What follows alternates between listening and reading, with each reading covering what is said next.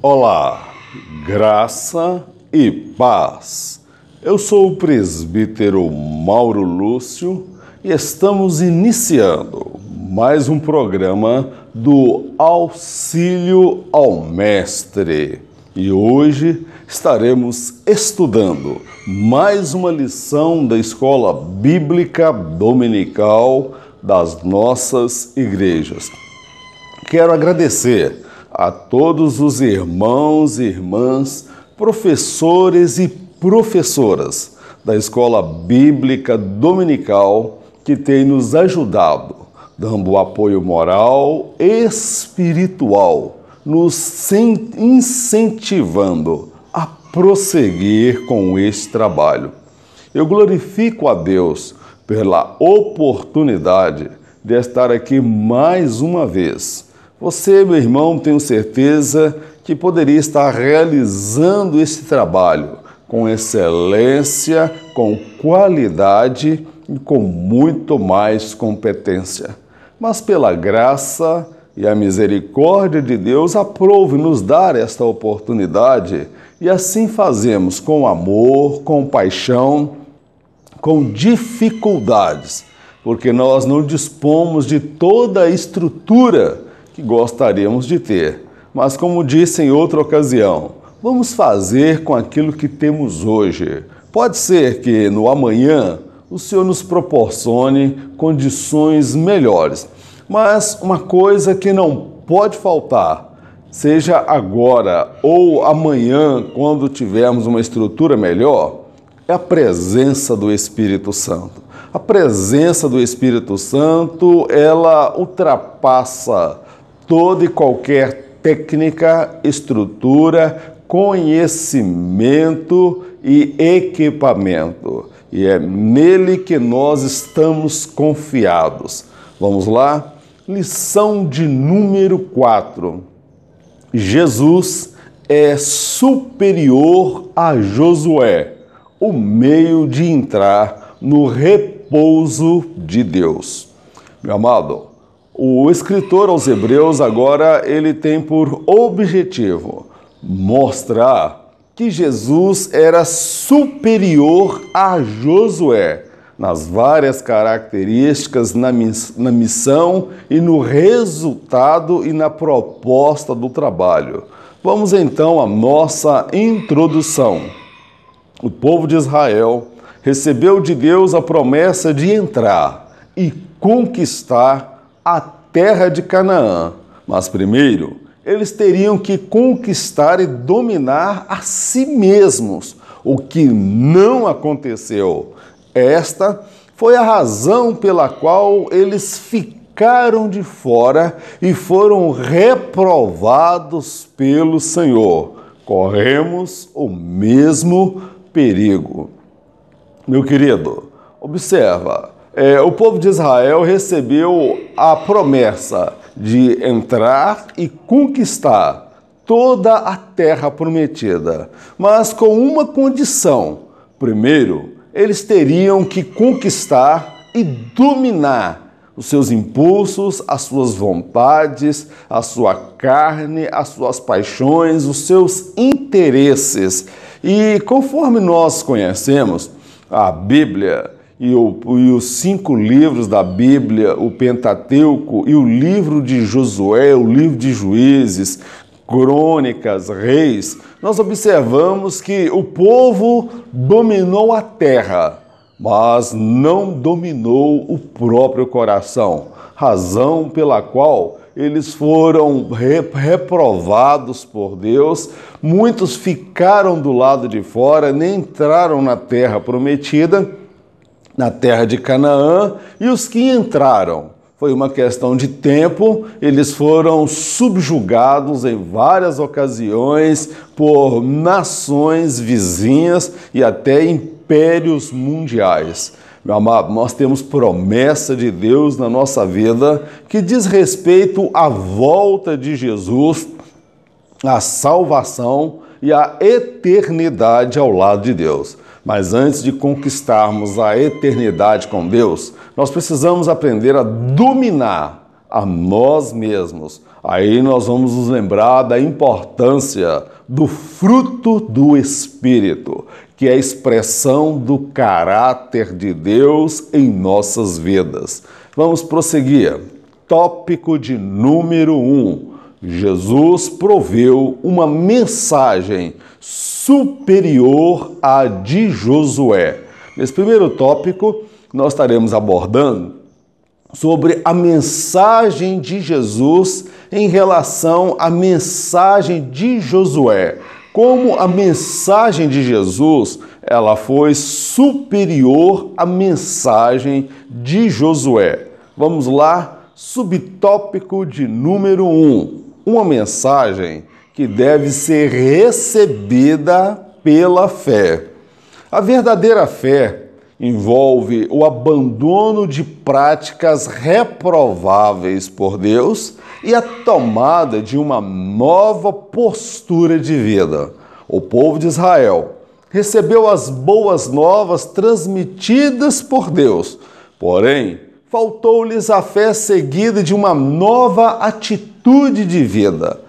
Toda promessa de Deus envolve a resposta do homem. Na verdade, trata-se de uma relação bilateral entre Deus e o homem. Meu amado, Deus prometeu ao povo de Israel dar a eles aquela terra, a terra de Canaã. Mas observe que toda promessa de Deus, amado, ela é acompanhada de fé.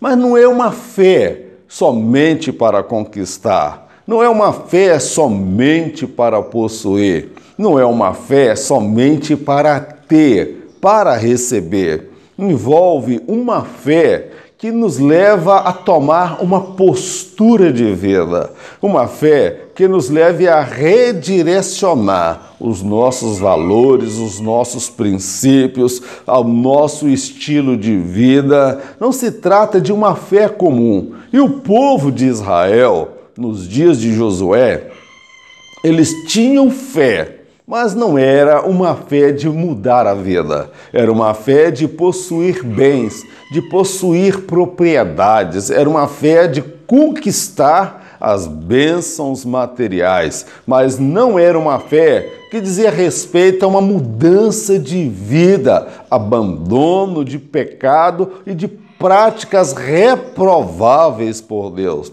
Olha o que Josué vai dizer lá por volta do capítulo 24. Olha, escolhei vós a quem desejais servir. Se o Senhor, se os deuses que serviram os vossos pais além do Jordão, ou se o Senhor, eu e a minha família serviremos ao Senhor.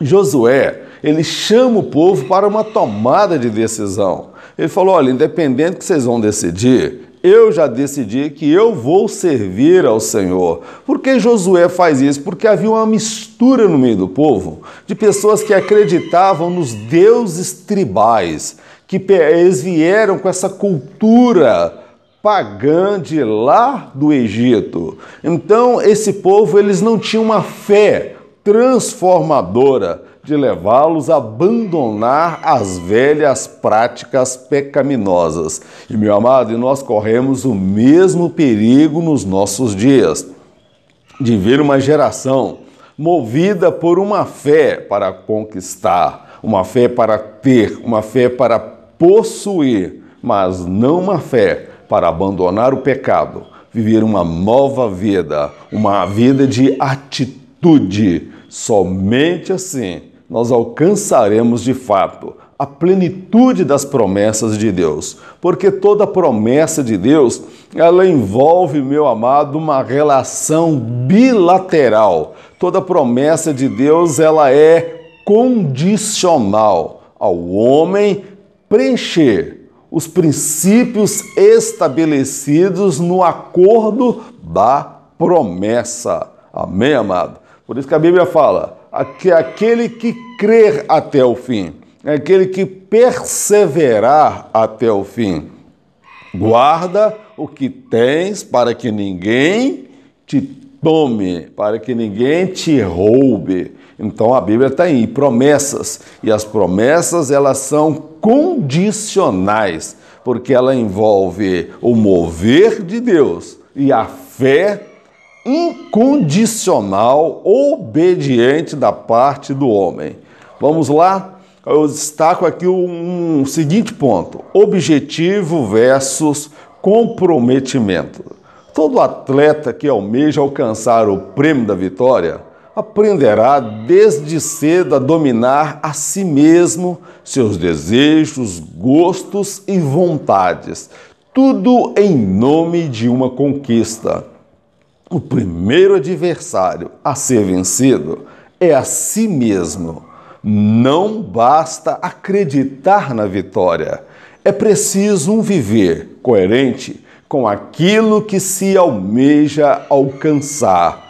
Meu querido, eu uso essa linguagem do atleta porque um atleta, quando ele almeja alcançar um prêmio e ser o melhor naquilo que ele faz, ele vai ter que aprender a dominar a si mesmo, dominar a sua vontade, as suas paixões, os seus gostos. Ele vai viver de forma coerente à sua conquista, ao desejo de conquistar. E, meu amado, em se tratando da promessa de Deus, que é a conquista da terra prometida, a Canaã celestial, ou a terra de Canaã, nos dias de Josué, o povo queria conquistar a terra. O povo desejava alcançar aquela terra. Mas o povo se esqueceu de uma coisa: eles deveriam ter um viver que deveria ser coerente com aquilo que eles almejavam alcançar. Meu amado, eu pergunto para você: o que você deseja alcançar? O seu viver, ele é coerente com aquilo que você deseja conquistar?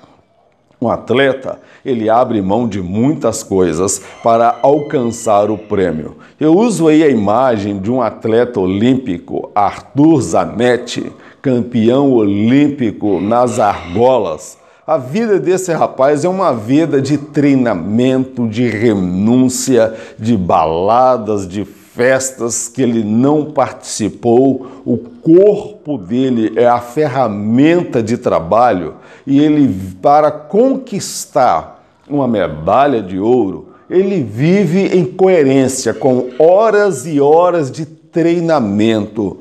Meu amado, Deus está querendo dizer para mim e para você: se para conquistar uma medalha de ouro aí na terra, um atleta se dedica toda uma vida, o que dirá para alcançarem a promessa da vida eterna que eu prometi através do meu filho? Certo é que Jesus, ele alcançou para mim e para você a promessa, mas semelhante aos dias de Josué, Deus também conquistou para eles a vitória, mas aquele povo não viveu em coerência com aquilo que eles almejavam alcançar. Vamos prosseguir. Subtópico de número 2. Uma mensagem que se fundamenta na obediência. Não basta tão somente ouvir a mensagem das boas novas. É preciso viver em conformidade com a mesma. Crer é direcionar a própria vida em função da mensagem recebida, o que envolve uma obediência incondicional e uma mudança de hábitos radical. Eu entendo o seguinte: uma mensagem que se fundamenta na obediência. O povo recebeu a mensagem da conquista da terra de Canaã, mas o povo não viveu uma vida de obediência aos princípios, aos estatutos e à lei de Deus. Então, não basta você apenas ouvir as mensagens da Boa Nova. Meu irmão, agora é só bênção, agora é só vitória. Você estará por cima e nunca estará por baixo. Você será cabeça e não será cauda. Abrir a caixinha da promessa. É preciso, amado, um crer que nos leve a direcionar a nossa vida em função da mensagem que nós recebemos. Imagina, Maria, quando recebe a mensagem de que ela seria a mãe do Salvador, ela passou a viver em função daquilo que ela creu. Ela não contou para a família, contou para José, foi rejeitada por José e ela foi então até Isabel, ou seja, ela viveu em conformidade com a promessa que ela tem. Quem tem promessa de Deus, irmãos, ele vai viver em conformidade, em função daquela mensagem. Isto envolve o quê? Uma obediência incondicional e uma mudança de hábitos radical. Então, se você tem promessa, abandone as velhas práticas e viva, meu irmão, em conformidade com a promessa que Deus tem para a sua vida. Se você tem chamada para coisas grandes, abandone aquilo que não agrada a Deus. Viva em conformidade com os princípios da palavra de Deus. Eu fico preocupado quando eu vejo pessoas na casa de Deus que tem a promessa da salvação, mas vive uma vida que não condiz com aquilo que ela almeja alcançar. Vamos prosseguindo então na nossa lição? Fé apática versus fé de resultado. Todos em Jericó creram e temeram diante do Deus de Israel. Todos os moradores da cidade estavam esperando a morte certa. Raabe, a meretriz, foi muito além. Ela creu, fez aliança, abandonou o pecado, influenciou vidas e aguardou com paciência a chegada do exército de Israel e o cumprimento da promessa recebida. Meu amado, eu uso aí essa comparação. Lá em Jericó, todos tremeram e creram no Deus de Israel. A Bíblia fala que até os soldados estavam com medo, não havia forças nele. Mas era uma fé apática, era uma fé que não gerava resultados. Raabe, ela foi muito além. Ela fez aliança com os homens de Israel, ela abandonou o pecado, ela influenciou vidas, que é a própria família, e aguardou com paciência, porque o povo de Israel, o exército de Israel, levou um período de tempo para retornar. Ela aguardou com paciência a chegada do exército de Israel e o cumprimento da promessa. Eu vejo aí uma fé de resultado. Então, meu amado, nós precisamos viver em função daquilo que nós acreditamos. Abandonar o pecado, aguardar com paciência, fazer aliança com Deus, ter um viver diferente, influenciar vidas. Amém? Vamos então ao próximo tópico da nossa lição. Uma mensagem que conduz à contrição. Nem todos que conhecem a verdade de Deus se rendem a ela. Aqueles que veem, na verdade, uma oportunidade de fazer fortunas ou tirar vantagens. A fé surte efeitos positivos quando encontra um coração quebrantado e disposto a obedecer incondicionalmente. Nesse ponto eu destaco aqui sobre uma mensagem que conduz à contrição. Meu amado, nem todos que conhecem a verdade de Deus se rendem a ela. Uma coisa é conhecer a palavra, outra coisa é você se render à palavra. Aqueles que vê na fé uma oportunidade de fazer riqueza, de fazer fortuna, de conquistar as coisas materiais. Há pessoas que vê na fé a oportunidade de emprego, de trabalho, e usam a Bíblia para construir impérios e usam a Bíblia para construir patrimônio. Observe que Acã, quando entra na terra de Jericó, sobre a liderança de Josué, ele vai ali, pega aquelas barras de ouros que estavam ali na terra de Jericó. E aquilo ali foi uma maldição para Israel, que contra a cidade de Ai, eles perderam a batalha, porque havia um anátema.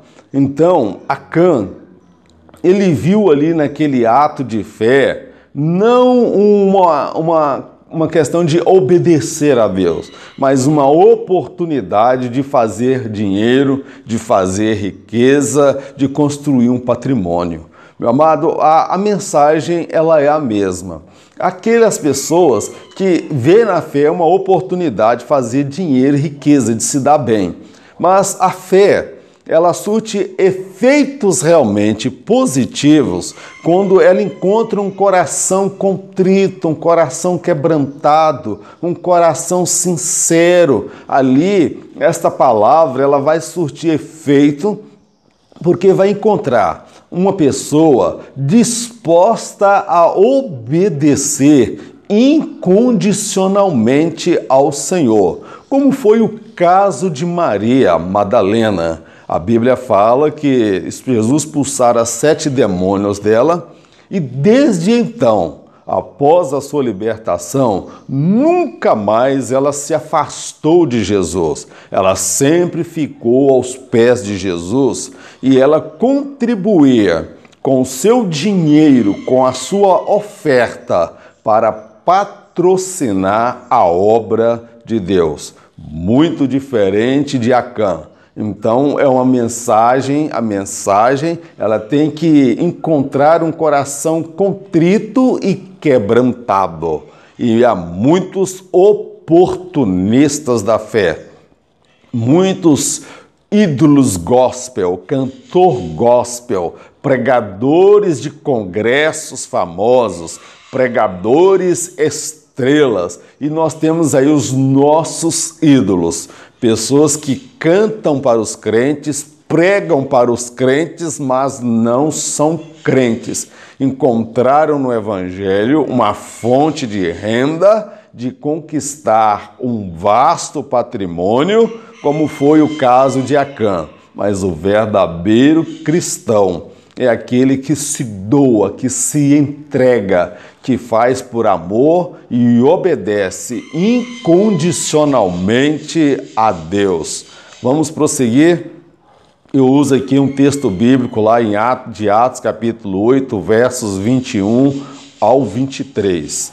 Tu não tens parte nem sorte nesta palavra, porque o teu coração não é reto diante de Deus. Arrepende-te, pois, dessa tua iniquidade e ora a Deus, para que porventura te seja perdoado o pensamento do teu coração, pois vejo que estás em fel de amargura e em laço de iniquidade. Estas palavras foram proferidas por Pedro a Simão, ali na cidade de Samaria. Quando Simão ele percebe que Pedro e João impunham as mãos sobre as pessoas e elas eram batizadas com o Espírito Santo, ele ofereceu para Pedro uma quantia de dinheiro para receber aquele dom. Mas o interesse dele não era pelas almas, o interesse dele não era para a salvação. O interesse dele era usar aquele dom para fazer fortuna, usar aquele dom para fazer riqueza. Ele iria se valer da fé cristã para construir um patrimônio.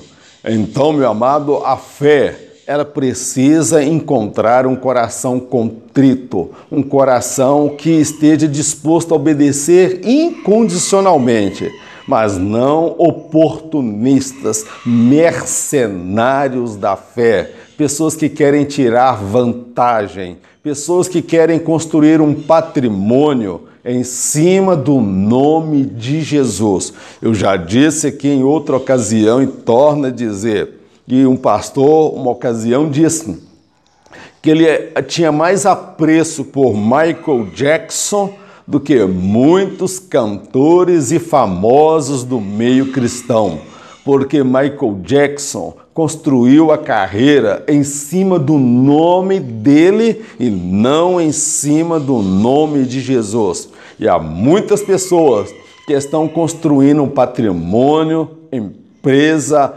bens, impérios e até, meu amado, clã.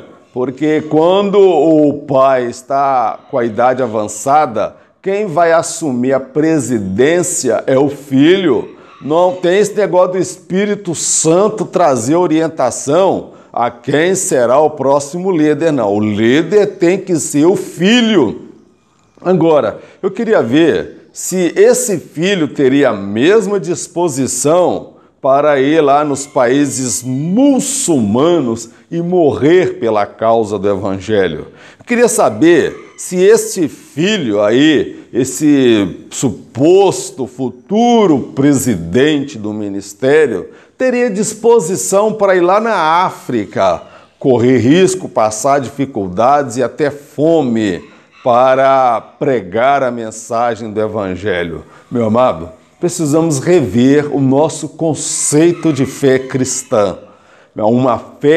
A fé verdadeira, ela habita no coração daquelas pessoas humildes, contritas, que estão dispostas a obedecer ao Senhor incondicionalmente.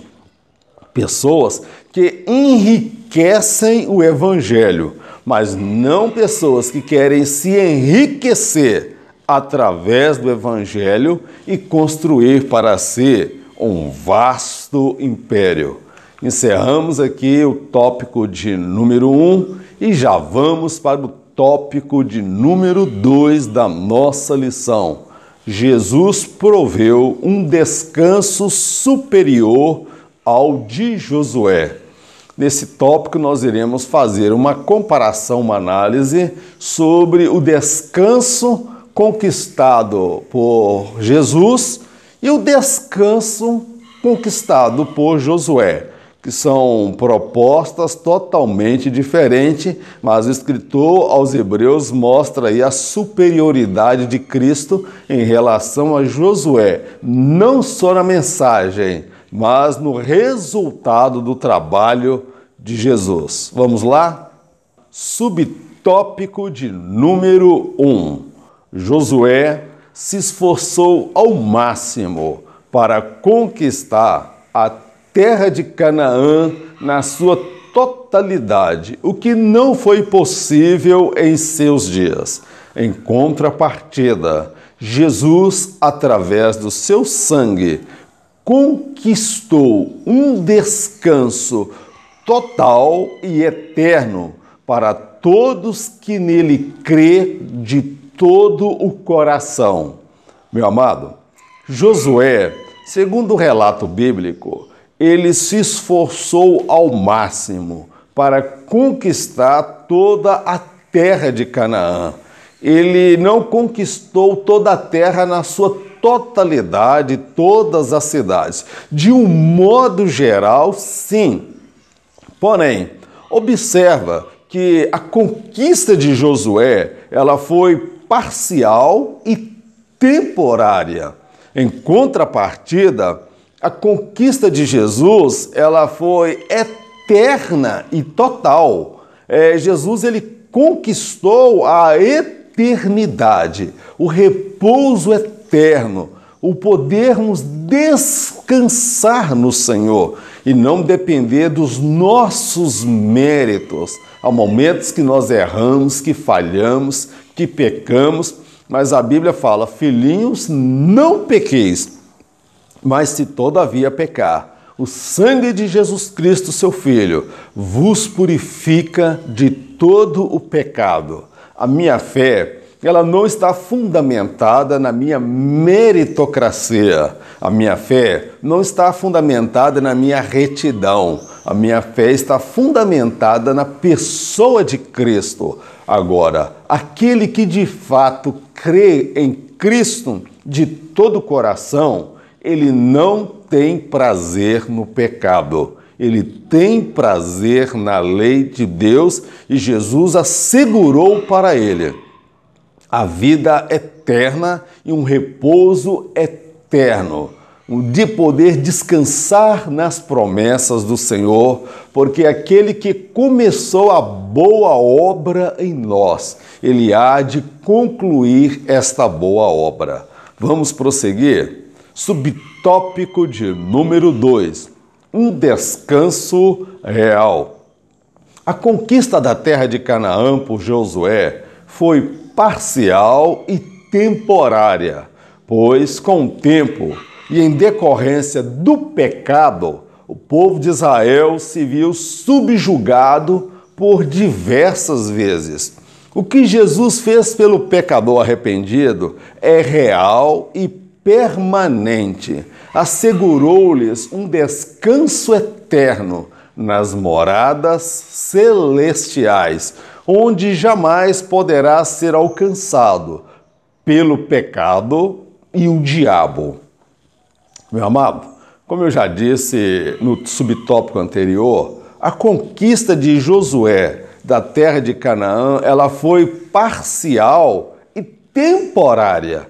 Por que assim foi? Porque tão logo Josué faleceu, foi o período dos juízes. O período dos juízes é conhecido também pelos teólogos como o período do fracasso, o período das derrotas, o período do pecado, o período em que Israel se viu escravo de várias nações e subjugado. Por quê? A conquista de Josué, ela não foi permanente, porque o povo viria a pecar, entristeceu o coração de Deus e, em contrapartida, Deus permitiria que eles fossem dominados pelos seus vizinhos, pelos seus adversários.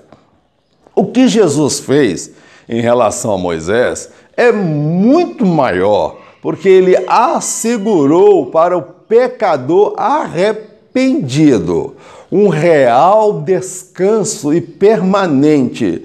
Aí ali nesse descanso, ele jamais será alcançado pelo pecado, pelo diabo, pela carne, pela fraqueza, pelo mundo, porque Jesus ele conquistou uma única vez e eternamente. Agora, precisa se destacar, meu amado, que você aceita Jesus, tem aí o código de conduta da fé cristã, um padrão de vida a ser vivido e observado.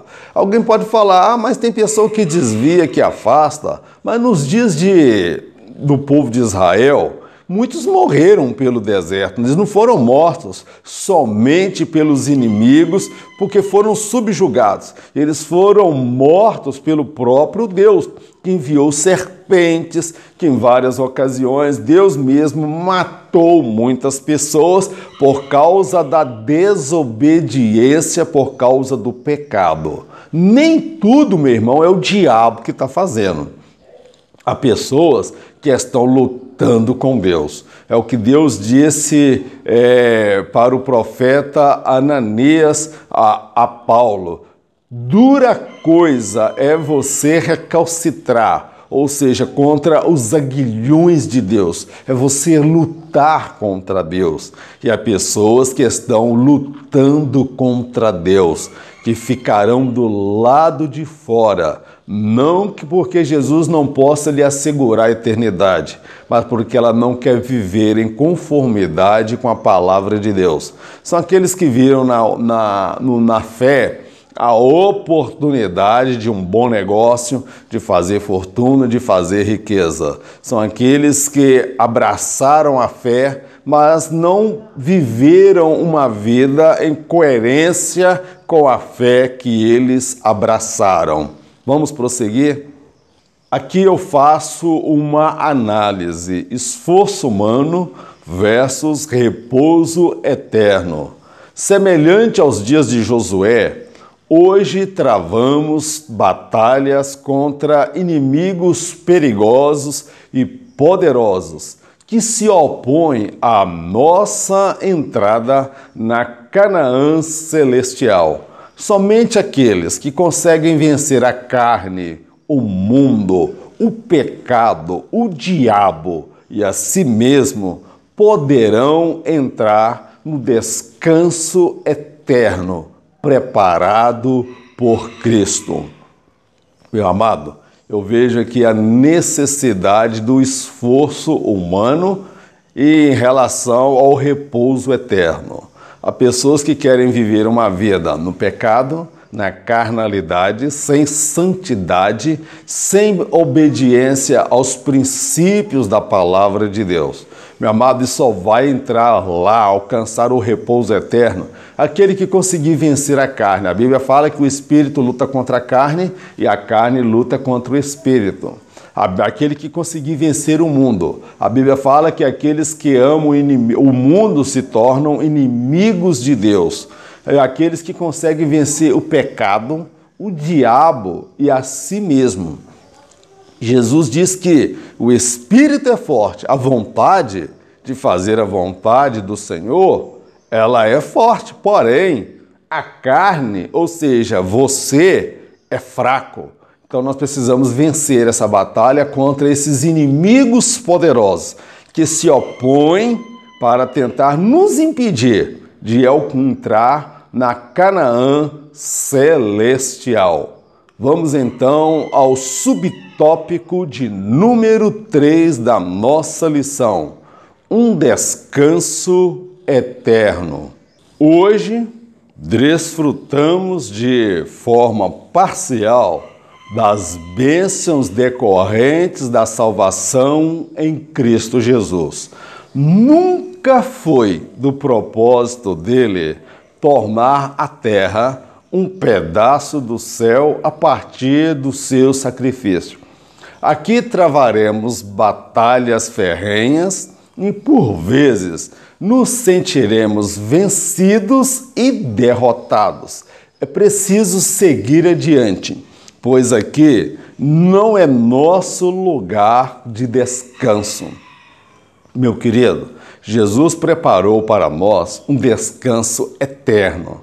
Mas nós precisamos entender que aqui nós desfrutamos de bênçãos decorrentes da salvação de caráter parcial e não total. Eu vou alcançar todas as promessas decorrentes do sacrifício de Jesus quando ele se manifestar por sobre as nuvens. Eu já disse em outro vídeo e torno a dizer, nunca foi do propósito de Jesus tornar aqui a terra um pedaço do céu na sua primeira vinda. Na sua primeira vinda, ele veio para introduzir o reino de Deus no coração do pecador e não necessariamente trazer o reino de Deus, literalmente fazer isso aqui um pedaço do céu. Isto ele fará durante o milênio.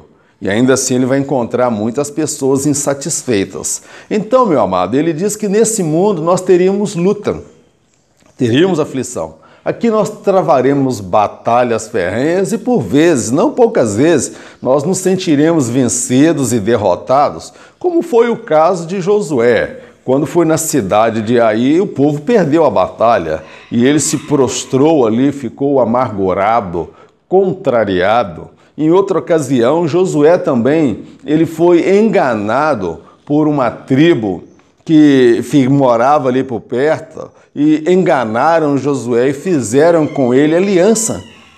Muitas vezes nós vamos ter o mesmo sentimento de Josué. Há momentos na vida que nós vamos nos sentir derrotados, fracassados, vamos sentir para baixo, as coisas não vão sair do jeito que nós esperávamos, mas é preciso prosseguir adiante, porque aqui, meu amado, não é o nosso repouso eterno, não é o nosso lugar de descanso eterno.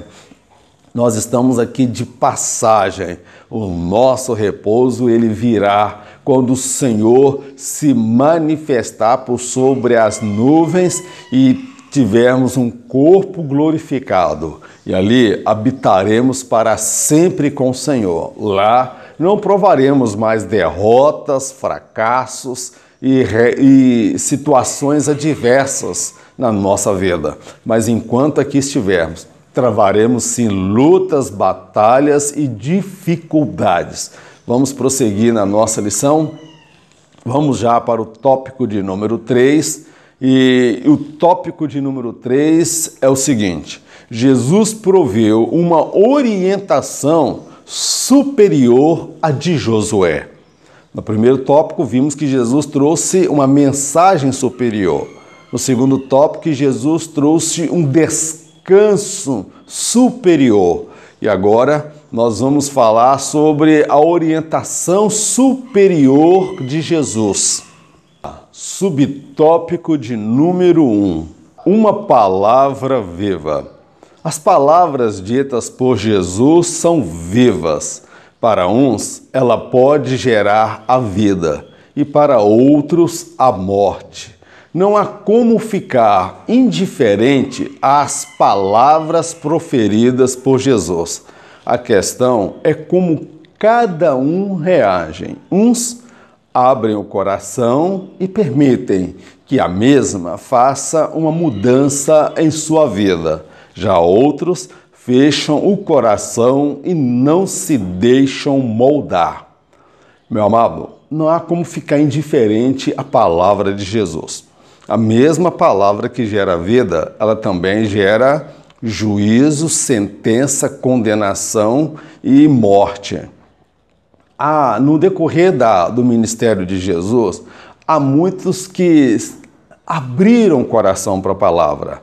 Há muitos que se deixaram que a palavra transformasse a sua vida. Mas também há aqueles que endureceram o coração, como aquele jovem rico que queria saber o caminho da eternidade. Ele fechou o coração, não deixou que Jesus moldasse a sua vida.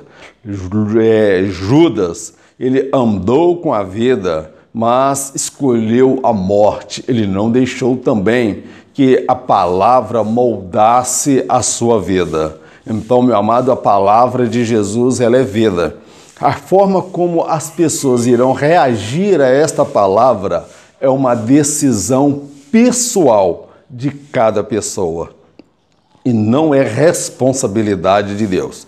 Como eu já disse em outra ocasião, o mesmo sol que amolece a cera, endurece também o barro. Vamos prosseguir na nossa lição? Subtópico de número 2. Uma palavra eficaz. Ao longo da história, a palavra de Deus tem se mostrado eficaz, mudando a vida de um número incontável de pessoas que evidenciaram o milagre do novo nascimento, se tornando uma nova criatura com novos propósitos e novas atitudes e comportamentos. Meu amado, a palavra de Deus, ela é eficaz, ela muda, ela santifica, ela vivifica, ela transforma, ela renova, ela transforma o homem. Ela pega o homem do pecado, da sarjeta, da miséria e ela muda a vida do homem. Os livros de psicologia, os terapeutas, nenhum deles, o sistema carcerário tem tamanho poder como a palavra de Deus, que ao longo da história, milhões, bilhões de pessoas tiveram as vidas transformadas, estavam na sarjeta, eram irreconciliáveis, eram pessoas que eram desprezados pela sociedade, problemáticas na sociedade, eram pessoas que eram inimigas da sociedade, inimigas de Deus. Mas a palavra de Deus entrou no coração: e conhecereis a verdade, e a verdade vos libertará. Não há nenhum outro livro semelhante à Bíblia que seja tão eficaz. A Constituição brasileira é bonita no papel, mas na prática ela não funciona. Olha aí o que nós estamos vivendo: a corrupção generalizada, institucionalizada em todos os segmentos do poder no nosso país. Vamos a mais um momento da nossa lição: o poder da palavra de Deus. A Bíblia não é um livro de autoajuda ou para amassagear o ego de ninguém. Ela revela o homem como de fato ele o é. Não obstante, aponta para ele o caminho a ser seguido, a fim de transformá-lo em um novo ser. A Bíblia aponta o caminho para o céu e fala da realidade do inferno. Esse é o poder da palavra de Deus. Não é um livro de autoajuda, nem um livro de massagear o ego de ninguém. A Bíblia ela revela o homem como de fato ele é. A Bíblia revela se ele é ladrão, bandido, homicida, homossexual, pedófilo, adúltero. Ou seja, a Bíblia revela o homem quem ele é. Porém, a Bíblia aponta o caminho da salvação, o caminho da restauração, o caminho de mudar este homem. A Bíblia ela fala do céu, mas ela também fala da realidade do inferno. É um livro a ser considerado, e poderoso é a palavra de Deus. Vamos prosseguir no último tópico da nossa lição: uma palavra penetrante. A palavra de Deus, para surtir um efeito duradouro na vida do pecador, precisa penetrar-lhe o mais íntimo do seu ser, transformando de dentro para fora e não o contrário. Há pessoas que optaram viver um pseudo-evangelho, o qual é superficial e totalmente desprovido do poder transformador do Espírito Santo. Meu amado, a palavra de Deus ela é penetrante. Mas eu quero destacar o seguinte: há pessoas que fizeram a escolha de viver um pseudo-evangelho, um evangelho sem mudança, um evangelho sem transformação, um evangelho superficial, um evangelho onde não há o sobrenatural, que é o poder transformador do Espírito Santo de Deus. Se você tirar o Espírito Santo, a Bíblia ela será um livro de leitura, mas o fator fundamental, que é o sobrenatural, que é a palavra de Deus, que transforma a vida do pecador e que convence-o do pecado, da justiça e o juízo, é o Espírito Santo.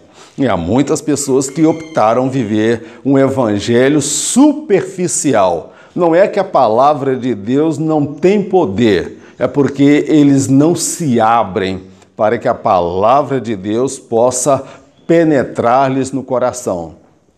Eu uso aí essa metáfora dessa dinamite.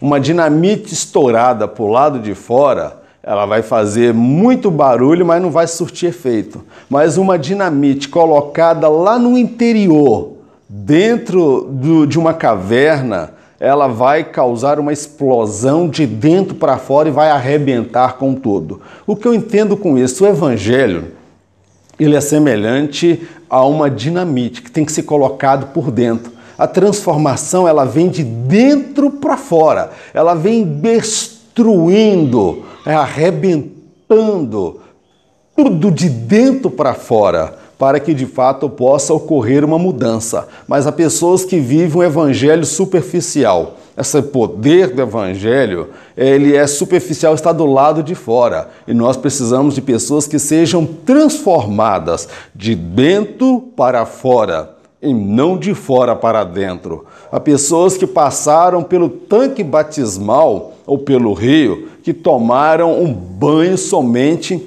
mas não nasceram de novo. Encerramos aqui a lição de número 4 e quero agradecer a sua paciência, o seu apoio e conto com as suas orações. Vamos orar? Eterno Deus e Pai, nós te agradecemos por mais esta oportunidade de estudarmos juntos a Tua Palavra. Toda honra, toda glória, todo louvor sejam dadas ao Teu nome. Toma nossas vidas nas Tuas mãos. Ensina-nos, ó Pai, a viver a essência do Evangelho. Um Evangelho que vem transformando o homem de dentro para fora, abalando as nossas estruturas, abalando o nosso eu, nosso ego, nosso orgulho, a nossa vaidade. Capacita-nos para ministrar, para ensinar e para estar à frente desse trabalho como professores da Escola Bíblica Dominical. Pai, nós te agradecemos por tudo, no nome de Jesus. Amém. Que o grande amor de Deus, a graça do nosso Senhor e Salvador Jesus Cristo, as doces consolações do Espírito Santo de Deus, seja com todo o povo de Deus, não somente hoje, mas para todo sempre, em nome de Jesus. Amém. Que Deus abençoe a sua vida. E permitindo Ele, estaremos voltando semana que vem. Isto se não houver arrebatamento. Porque se houver, eu não estarei aqui para ministrar a lição. Mas em contrapartida, você também não estará aí para assistir esta lição. Nós nos encontraremos por sobre as nuvens com o nosso Senhor. Que Deus te abençoe. Em nome de Jesus, amém.